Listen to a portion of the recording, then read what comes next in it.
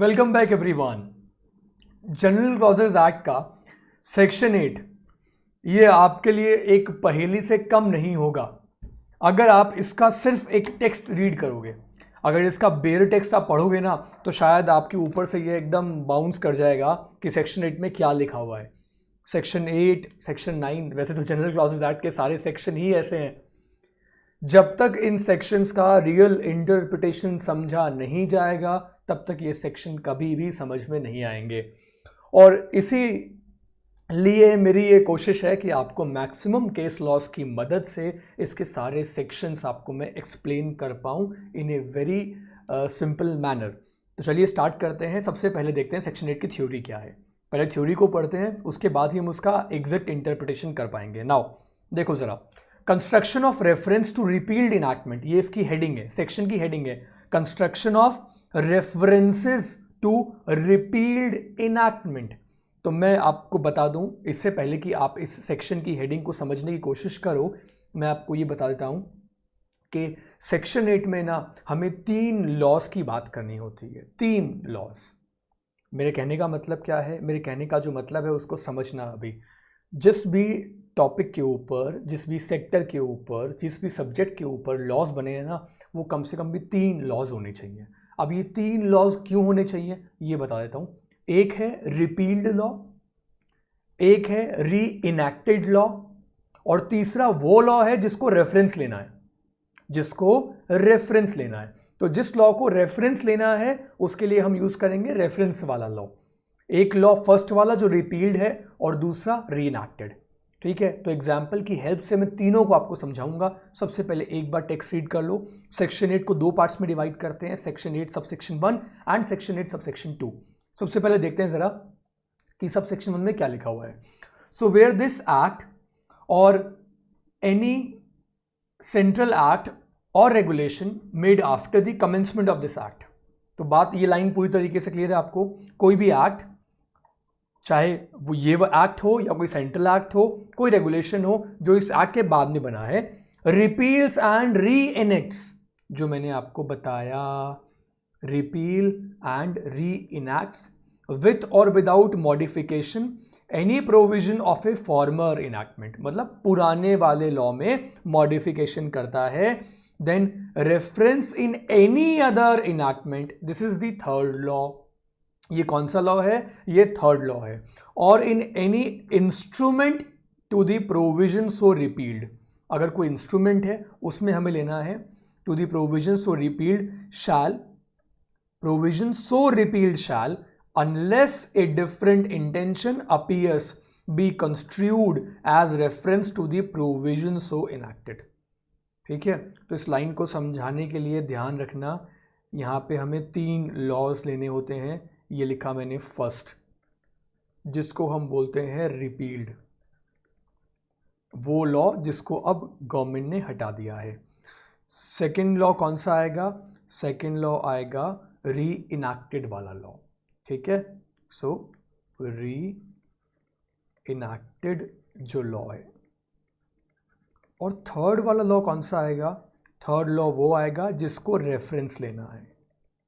Now the question is कि एक ही subject के ऊपर 2 लॉ बन चुके हैं। एक लॉ पहले रिपील हो चुका है, उसके बाद में री इनैक्टेड लॉ आ गया, और तीसरा रेफरेंस वाला लॉ। तो रेफरेंस किसका लेंगे ये अभी हम समझ लेंगे। अभी मैं आपको 2 केस लॉस बताऊंगा और 2 केस लॉस के थ्रू हम इसको बड़ी ही आसानी से समझ लेंगे। इसमें ऐसी कोई भी डिफिकल्टी नहीं है। और उसके बाद मैं ये चाहूंगा कि आप दोबारा फिर इस सेक्शन 8 की लैंग्वेज को पढ़ना, ताकि आपको फिर पूरी तरीके से ये क्लैरिटी आ जाए। ठीक है, लेकिन मैं सेक्शन 8 सब सेक्शन 1 के केस लॉस पे जाऊं उससे पहले मैं चाहूंगा कि आप एक बार सेक्शन 8 सब सेक्शन 2 भी पढ़ लो। Where before the 15th day of August 1947 and any act of parliament of the United Kingdom repealed and reenacted with or without modification। तो 15 अगस्त 1947 से पहले कोई भी पार्लियामेंट का एक्ट है of the United Kingdom repealed and reenacted with or without modification any provision of a former enactment, then reference in any central act or any regulation or instrument to the provision so repealed shall, unless a different intention appears, be construed as reference to the provision so reenacted। Section 8 sub section 2 में भी वही बात लिखी हुई है, वही बात लिखी हुई है जो बात सेक्शन 8 सब सेक्शन में लिखी हुई है। दोनों की लैंग्वेज जो है ना वो बिल्कुल सेम है। दी ओनली डिफरेंस इज कि इसमें सिर्फ प्री कॉन्स्टिट्यूशनल लॉ, या मुझे बोलना चाहिए प्री इंडिपेंडेंस लॉ की बात की गई है कि प्री इंडिपेंडेंस जो लॉ बना दिए थे ब्रिटिश गवर्नमेंट ने, उन लॉज को अगर बाद में री इनैक्ट कर दिया, पुराने वाले को रिपील कर दिया, नया री इनैक्टमेंट आ गया, तो रेफरेंस किसका लेना है? फर्स्ट वाले का लेना है, सेकंड वाले का लेना है, दोनों में से किसका रेफरेंस लेना है? आप समझ रहे हो ना मेरी बात? एक एग्जाम्पल बताऊं मैं आपको, एक एग्जाम्पल, छोटा सा एग्जाम्पल जिससे आप आसानी से समझ जाओगे। देखो मैं बात करता हूं, अगर एक टर्म है director, right? Director word companies act 1956 में भी डिफाइंड, एंड 1956 के साथ साथ वो डिफाइंड है किसमें? कंपनीज एक्ट 2013 में भी डिफाइंड है। अब 2013 जो था उसने 1956 वाले को रिप्लेस कर दिया, तो 1956 वाला लॉ क्या हो गया? रिपील्ड हो गया। कुछ पार्ट रिपील नहीं हुआ, जैसे कि प्रोड्यूसर कंपनी का पार्ट, मैं उसके बारे में बात नहीं करूंगा। लेकिन 2013 वाले लॉ ने क्या कर दिया? 1956 वाले लॉ को रिपील किया। ठीक है, दोनों में डेफिनेशन है किसकी? डायरेक्टर की। अब मैं बोलता हूं कोई भी एक दूसरा लॉ है, लेट्स से सरफासी एक्ट है, या let's say companies act, let's say SEBI act है, फेमा है, और उसमें वर्ड आ गया डायरेक्टर, तो हमें डायरेक्टर वर्ड का रेफरेंस लेना है। अब डायरेक्टर वर्ड का रेफरेंस हम किससे लें? हम कंपनीज एक्ट 1956 से लेंगे या फिर कंपनीज एक्ट 2013 से लेंगे? यही कहता है सेक्शन 8। अब तो आसान हो गया, अब तो इजी हो गया। अगर अभी भी इजी ना हुआ हो तो मैं आपको एग्जाम्पल देकर अभी इसको और क्लियर कर देता हूं, तो देखते जाइए। अब तो लेट्स टॉक अबाउट सेक्शन 8। ठीक है, ये देखो सेक्शन 8 को यहाँ पे ध्यान से देखिएगा। सेक्शन 8 को मैंने इस तरीके से दो पार्ट में डिवाइड कर दिया, राइट?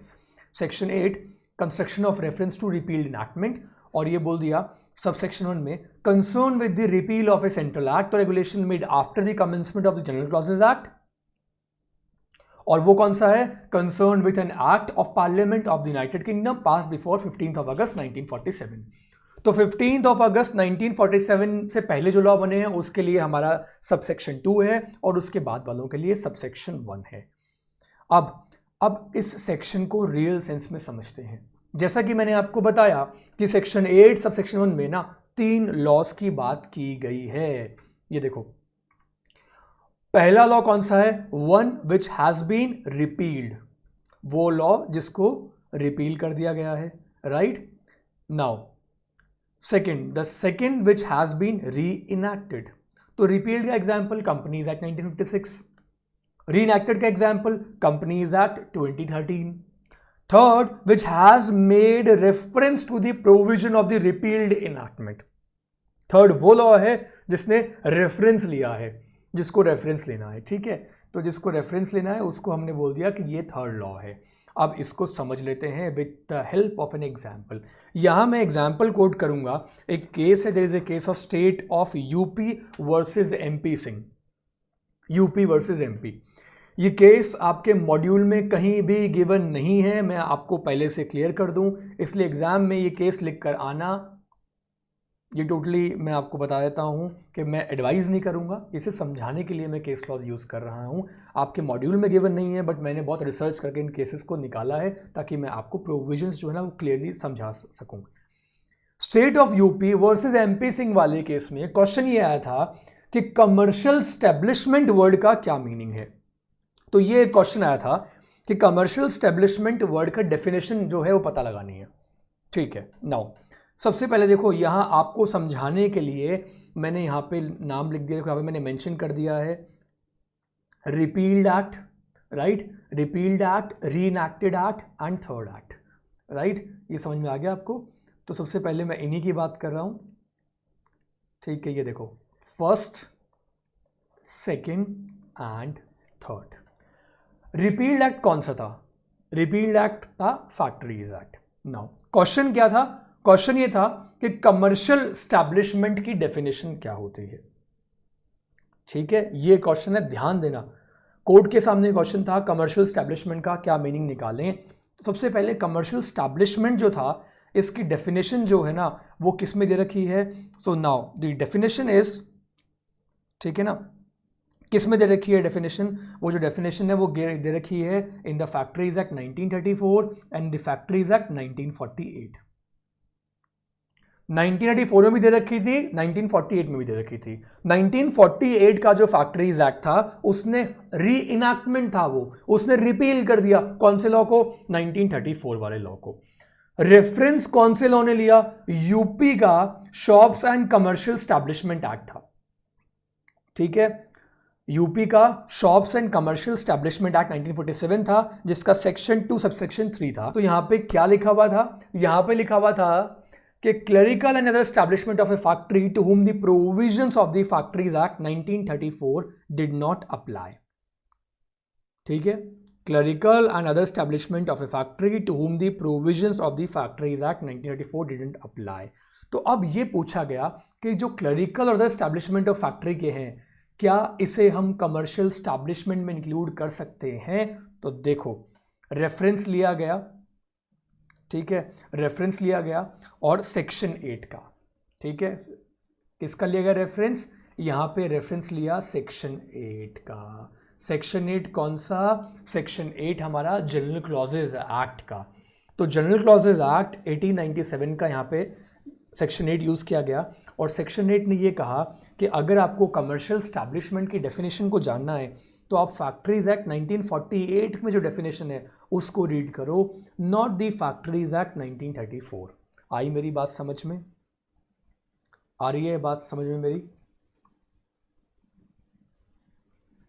क्लियर हुआ आपको कि clerical establishment of factory to whom the provision the factories act did not apply. तो ये बोला गया कि हमें जानना ये था कि हम कमर्शियल स्टैब्लिशमेंट में किसको शामिल करें। तो उसके लिए किसका रेफरेंस लिया गया? उसके लिए रेफरेंस लिया गया फैक्ट्रीज एक्ट 1948 का, नॉट द फैक्ट्रीज एक्ट 1934। आगे मेरी बात समझ में? Is that clear? सेक्शन 8 किसका है? जनरल क्लॉजेज एक्ट का है, जिसने इसको क्लियर किया। ठीक है, अभी इसी को समझाने के लिए, इसी एग्जाम्पल को थोड़ा सा और क्लियर करने के लिए ना, मैं एक और केस लॉ आपको बताता हूं। और ये केस लॉ किसका है? ये केस लॉ है state of Bihar versus SK Roy. इस केस में क्या हुआ था ये देखो। सबसे पहले यहां भी 3 लॉज आएंगे, एक आएगा रिपील्ड, री इनैक्टेड और उसके बाद में रेफरेंस वाला लॉ। रेफरेंस वाला लॉ कौन सा है? ये लॉ जिसने रेफरेंस लिया है, जिस लॉ के अंडर कोर्ट में केस फाइल हुआ है। रेफरेंस किसको चाहिए? ये जो हमारा 3rd वाला लॉ है इसको रेफरेंस चाहिए। ये कौन सा एक्ट है? ये है हमारा राइट, ये री इनैक्टेड लॉ आ गया, री इनैक्टेड। और ये जो फर्स्ट वाला लॉ है ये कौन सा लॉ है? Now this is repealed. अब मुझे बताओ कि रिपील्ड लॉ में जो डेफिनेशंस है क्या उनका कभी रेफरेंस लिया जाता है? तो आंसर इज नो, उनका कभी भी कोई रेफरेंस नहीं लिया जाता। तो इस एक्ट में देखो बेसिकली हुआ क्या था, अभी आपको मैं समझाता हूं। देखो ठीक है, जरा ध्यान देना इसके ऊपर। Coal mine provident fund and bonus act 1948। ठीक है, रेफरेंस लिया गया था, एक वर्ड है जिसको हम बोलते हैं एम्प्लॉयर। ठीक है, एम्प्लॉयर वर्ड की डेफिनेशन निकालनी थी। अब एम्प्लॉयर वर्ड के लिए ना ओनर वर्ड को यूज किया गया। किसको यूज किया गया? एम्प्लॉयर वर्ड को डिफाइन करने के लिए ओनर वर्ड को यूज किया गया। एम्प्लॉयर वर्ड कैसे डिफाइन था? Was defined in the coal mine provident fund and bonus act 1948। इसमें कैसे डिफाइन किया गया था? As the owner of a coal mine as defined in clause G of section 3 of the Indian mines act 1923। अब देखो इससे ज़्यादा clarity आपको मैं नहीं दे सकता और इससे ज़्यादा आपको क्लियर तरीके से ये सेक्शन समझ में नहीं आ सकता जो मैं समझाने की कोशिश कर रहा हूँ। देखो ध्यान देना, सबसे पहले आप इनकी डेट पे फोकस करो। डेट्स जो है ना, डेट उन पे फोकस करो। पहला लॉ कब आया था? 1923। माइंस एक्ट कब आया? 1952। Coal mine and provident fund bonus act कब आया? 1948। तो जिस लॉ को रेफरेंस लेना है वो लॉ पहले आ गया था। किससे? री इनैक्टेड वाले लॉ से पहले आ गया था। और उसमें एक वर्ड आया एम्प्लॉयर। एम्प्लॉयर, अब देखो एम्प्लॉयर कैसे डिफाइन किया गया है? एम्प्लॉयर को ऐसे डिफाइन किया गया था 1948 वाले लॉ में, was defined in the coal mine provident fund and bonus act 1948 as the owner of a coal mine as defined in clause G of section 3 of the Indian Mines Act 1923. क्या लिखा हुआ है? 1923. Then what about the act which was introduced in 1952? हम किसका reference लेंगे? Section 8 apply करेंगे general laws act का, जो बोलता है कि वो लॉ जो रिपील्ड हो गया उसका रेफरेंस कभी नहीं लिया जाता. रेफरेंस लिया आता है री इनैक्टेड वाले लॉ का. समझ रहे हो मेरी बात? रेफरेंस किसका लिया आता है? रेफरेंस लिया जाता है री इनैक्टेड वाले लॉ का. मैं आपको एक और एग्जांपल देके समझाऊं, एक और छोटा सा एग्जांपल दूंगा. अगर आपने सेबी एक्ट पढ़ा हो या आपने सिक्योरिटीज कॉन्ट्रैक्ट रेगुलेशन एक्ट पढ़ा हो. अब देखो, सेबी एक्ट 1992 में आया था, सिक्योरिटीज कॉन्ट्रैक्ट एक्ट 1956 में आया था. Is that clear? Now SEBI act में and securities contract regulation act में जिस कंपनी एक्ट का रेफरेंस है, कंपनीज एक्ट का रेफरेंस है, वो कौन सा है? Companies act 1956. हाँ, ओरिजिनली, क्योंकि तब तो कंपनीज एक्ट 2013 आया ही नहीं था. लेकिन अगर मैं आज की बात करूं ना, और अगर आज कोई ऐसा केस आए जिसमें कि सिक्योरिटीज कॉन्ट्रैक्ट रेगुलेशन एक्ट को रेफरेंस लेना हो, या फिर securities and exchange board of India act यानी कि सेबी एक्ट को रेफरेंस लेना हो, तो हम किसको यूज करेंगे? हम कंपनीज एक्ट 2013 को यूज करेंगे, ना कि कंपनीज एक्ट 1956. आई मेरी बात समझ में? अब तो सिंपल लग रहा है सेक्शन 8. आई रियली होप कि अब तो आपको सेक्शन 8 जो है वो बहुत ही आसान लग रहा होगा और सेक्शन 8 में आपको कोई परेशानी नहीं आ रही होगी, राइट? तो इसलिए मैंने इसको समझाने के लिए 3 लॉ आपको बताए. और अब मैं चाहूँगा कि अब एक बार आप इस थ्योरी को रीड कर लो. ठीक है, अब दोबारा रीड कर लो. अब कोई प्रॉब्लम नहीं आएगी आपको. अब आपको आसानी से समझ में आ जाएगा कि मैं आपको क्या बताना चाह रहा था. Where this act or any central act or regulation made after the commencement of this act repeals and reenacts with or without modification any provision of a former enactment, then reference in any other enactment or in any instrument to the provision so repealed shall, unless in different intention appears, be construed as reference to the provision so reenacted. नए वाले reenacted provision को हम refer करते हैं. Is that clear? समझ में आ गया? Section 8 clear है? अच्छे से क्लियर हो गया. अब तो एग्जाम्पल के थ्रू आई रियली होप अब अच्छे से क्लियर हो गया होगा. अब हमारा जो नेक्स्ट सेक्शन आ रहा है दैट इज सेक्शन 9. तो सेक्शन 9 की अब बात करते हैं. और हमेशा की तरह एक बार फिर हम थ्योरी को पढ़ लेते हैं, और थ्योरी को पढ़ने के बाद हम टॉपिक की बात करेंगे. नाउ क्या लिखा हुआ है सेक्शन 9 में? In any central act or regulation made after the commencement of this act, it shall be sufficient for the purpose of excluding the first in a series of days. यहां पे देखो किस पे फोकस किया गया है? Exclude करो the first in a series of days or any other period of time to use the word from, and for the purpose of including the last in a series of days or any other period of time to use the word to. समझ में आया आपको? ये कुछ idea हो रहा है? और देखो इसका जो पार्ट 2 है वो क्या कह रहा है, भी देख लो. This section applies to all central acts made after the 3rd day of January 1868 and to all regulations made on or after the 14th day of January 1887. समझ में आया कि नहीं आया मुझे ये बताओ. ठीक है, शायद समझ में नहीं आया होगा, और मैं यही चाहता हूं कि आप पहले रीड करो और पहले आपको समझ में ना आए और आपके माइंड में क्वेश्चन अराइज हो कि इसका क्या मीनिंग हो सकता है. अपना माइंड अप्लाई करो. This is what I want. मैं चाहूं तो आपको डायरेक्टली प्रोविजन समझा के आगे बढ़ सकता हूं, मुझे इसमें कोई प्रॉब्लम नहीं होगी. टाइम भी कम लगेगा, लेकिन मेरा टाइम कम लगे उससे ज़्यादा ये इंपॉर्टेंट है कि आपकी अंडरस्टैंडिंग जो है वो बेटर डेवलप हो इंटरप्रिटेशन की, कैसे प्रोविजंस को इंटरप्रेट किया जाता है. तो प्रॉपर इंटरप्रिटेशन के स्किल डेवलप करने के लिए ज़रूरी है कि एक बार हम खुद से किसी भी सेक्शन को रीड करें. अब आपने इसको रीड कर लिया जिसमें ये बोला गया है कि एक्सक्लूड करना होता है फर्स्ट डे को in a series of days or any other period of time to use the word from, and for the purpose of including the last in a series of days or any other period of time to use the word to. ठीक है, right? अब समझें इसको? Okay, अब इसको समझते हैं. सो अब now read this line.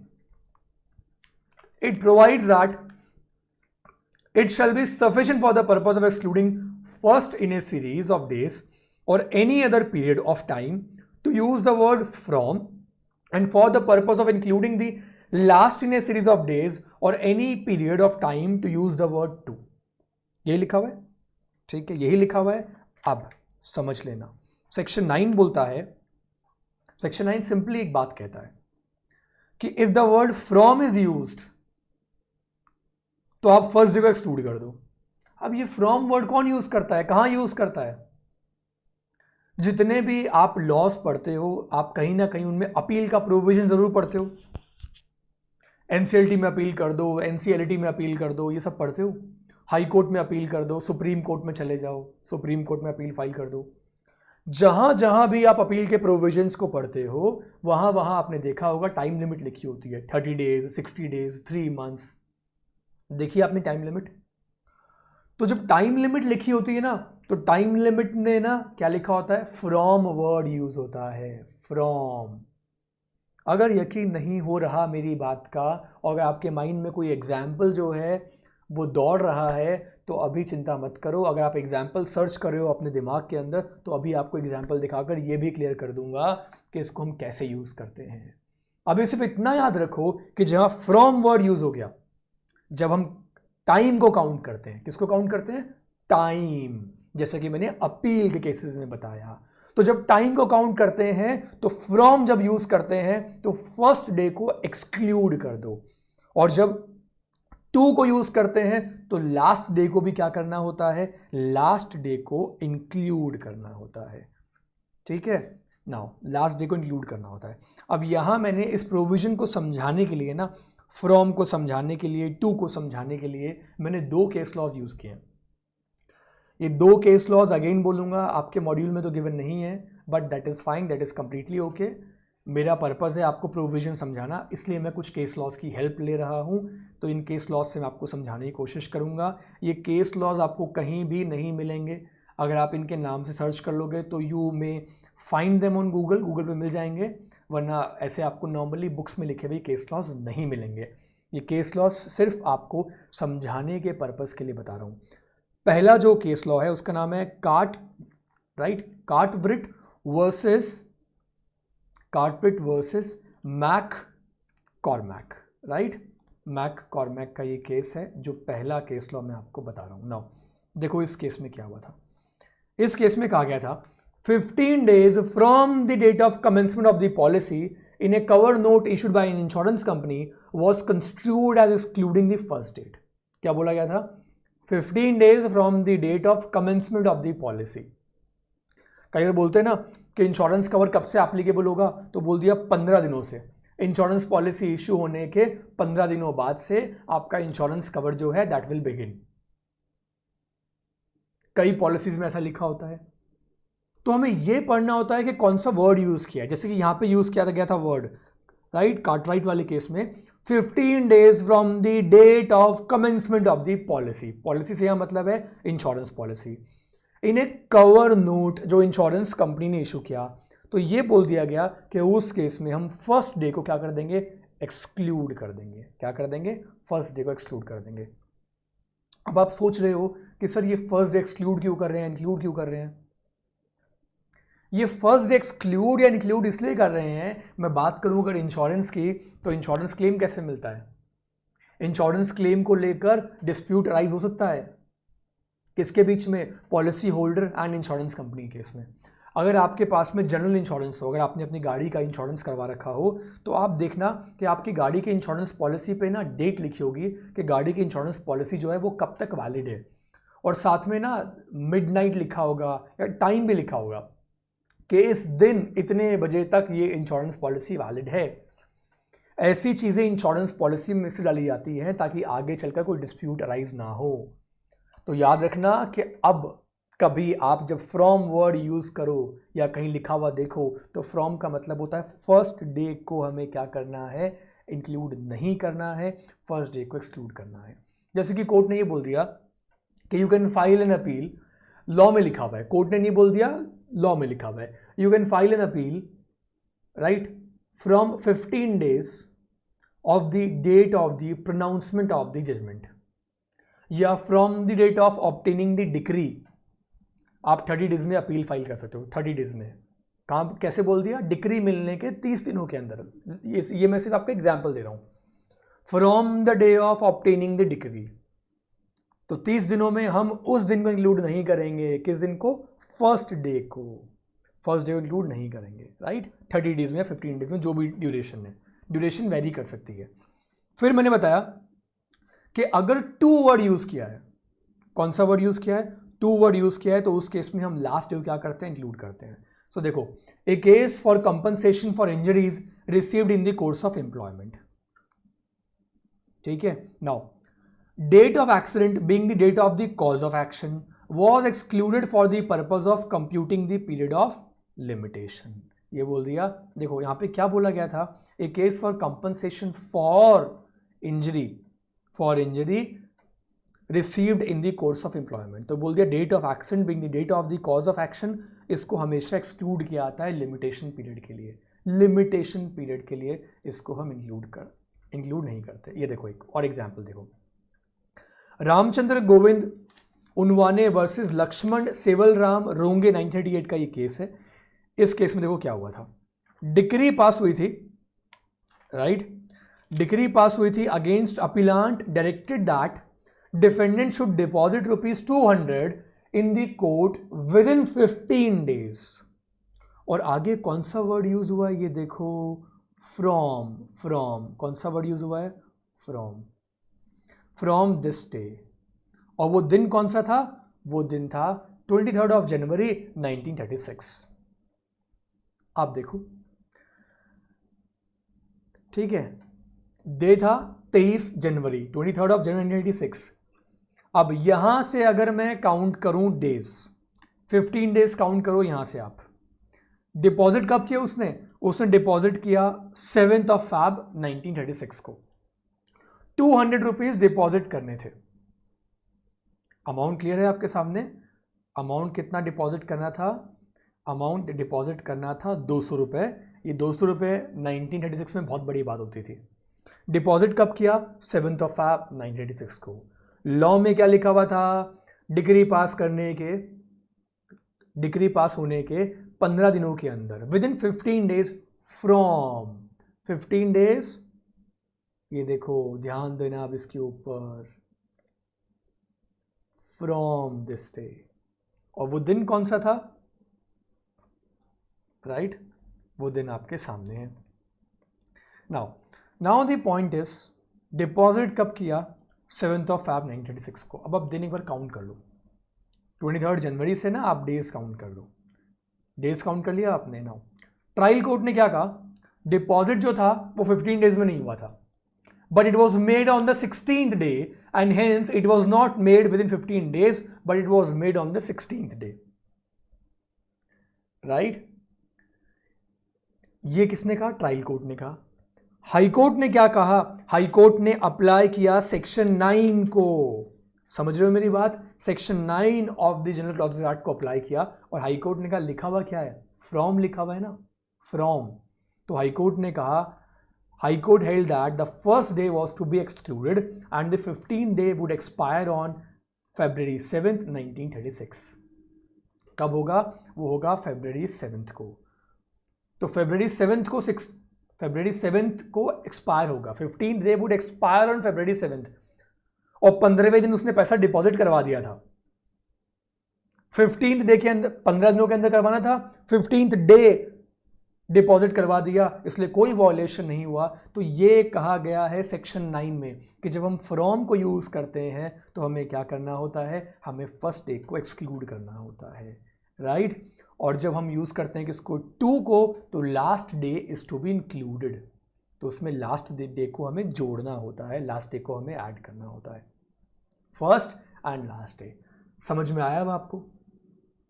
I really hope कि सेक्शन 9 पूरी तरीके से आपको क्लियर है, ठीक है। इसलिए मैंने यहाँ पे 2 केस लॉज आपके सामने रखे ताकि आपको समझ में आ जाए कि पूरा का पूरा प्रोविजन क्या कहता है। तो आपको क्लियर हुआ पूरी तरीके से?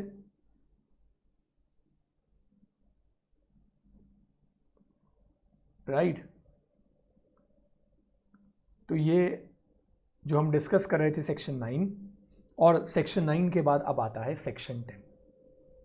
तो अब एक काम करते हैं, सेक्शन 10 को देखते हैं कि section 10 of the general clauses Act में क्या लिखा हुआ है। और सेक्शन 10 पे जाने से पहले एक बार मैं आपको वापस से सेक्शन 9 दिखा देता हूँ, क्योंकि अब सेक्शन 9 आपको आसानी से समझ में आ चुका है। It shall be sufficient for the purpose of excluding the first in a series of days or any other period of time to use the word from, जब from word use किया है, and for the purpose of including the last in a series of days or any other period of time to use the word to. To से include करते हैं and from से हम करते हैं exclude. Clear? अब आता है section 10 of the general clauses Act. तो section 10 of the general clauses Act में क्या लिखा हुआ है अभी देखते हैं, और पूरा का पूरा सेक्शन 10 भी समझ लेते हैं। सेक्शन 10 में लिखा हुआ है, where by any central act or regulation made after the commencement of this act, any act or proceeding is directed or allowed, I am sorry मैं यहाँ पे क्लियर कर दूं, लैंग्वेज क्लियर कर दूं, प्रोसीडिंग, अगर मैंने प्रीसीडिंग बोल दिया तो मैं क्लियर कर देता हूं।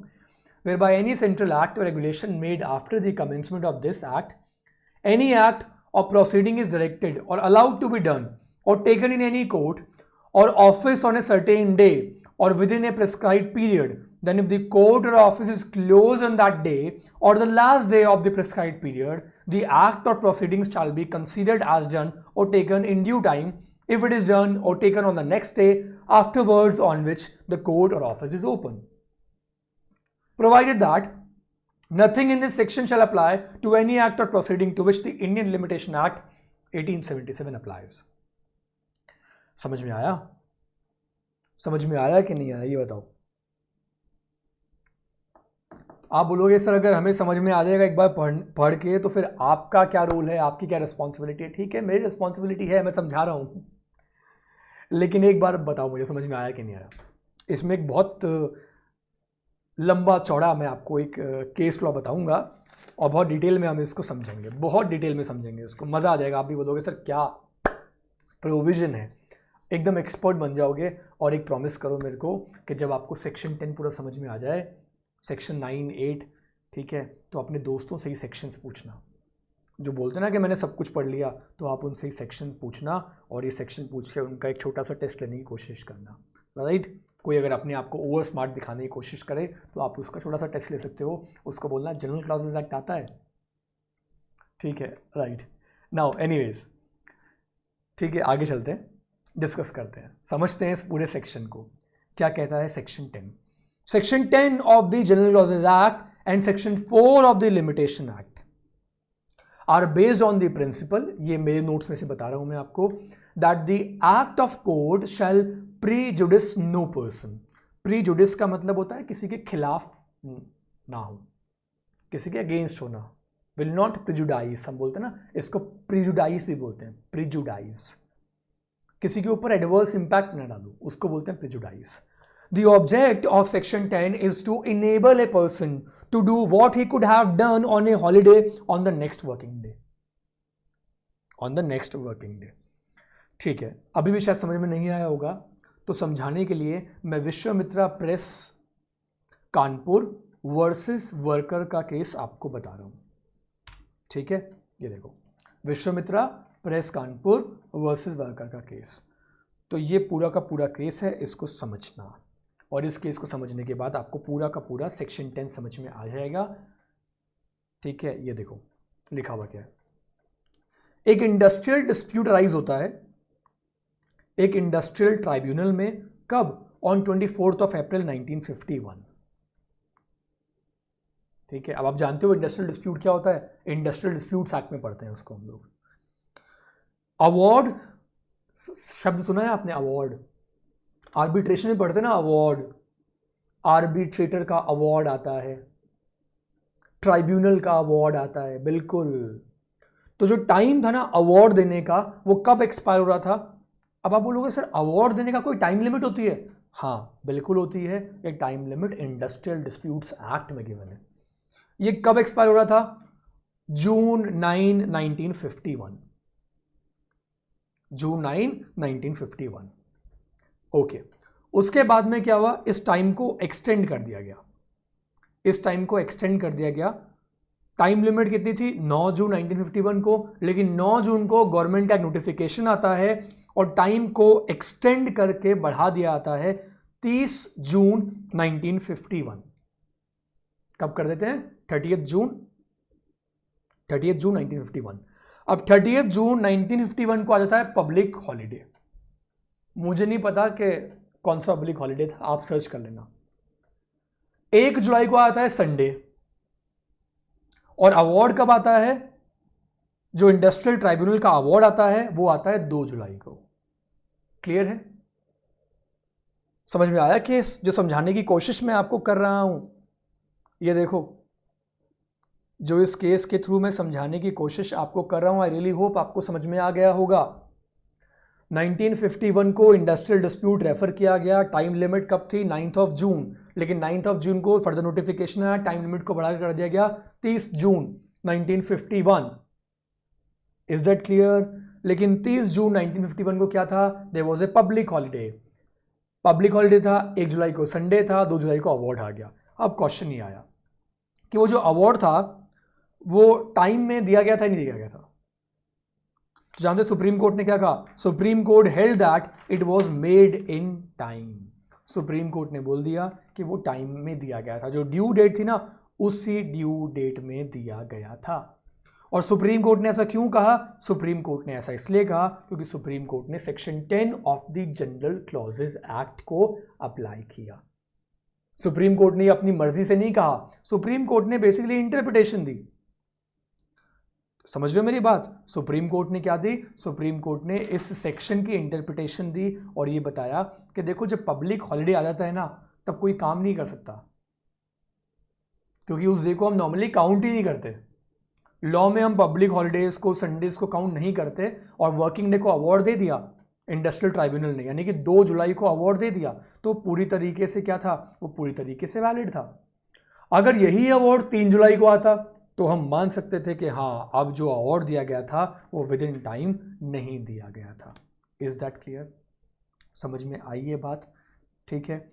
अगर अब आप चाहो तो अब आप दोबारा से पढ़ सकते हो सेक्शन 10 को, जिसमें लिखा हुआ है, देखो, if the court or office is closed on that day or the last day of the prescribed period, the act or proceeding shall be considered as done or taken in due time if it is done or taken on the next day afterwards on which the court or office is open। ठीक है। साथ में एक proviso है जो बोलता है nothing in this section shall apply to an act or proceeding to which the Indian Limitation Act 1877 applies. अब लिमिटेशन एक्ट भी बाद में चेंज हो गया, तो फिर नए वाले लिमिटेशन एक्ट के प्रोविजंस जो हैं वो एप्लीकेबल होंगे। समझ में आया आपको सेक्शन 10 पूरी तरीके से? आई रियली होप कि सेक्शन 10 में आपको कोई डाउट नहीं है। ठीक है। इसके आगे के जो प्रोविज़न है सेक्शन 11, 12, 13, 14, 15 उनको हम डिस्कस करते हैं अगले वीडियो में। Thank you so much.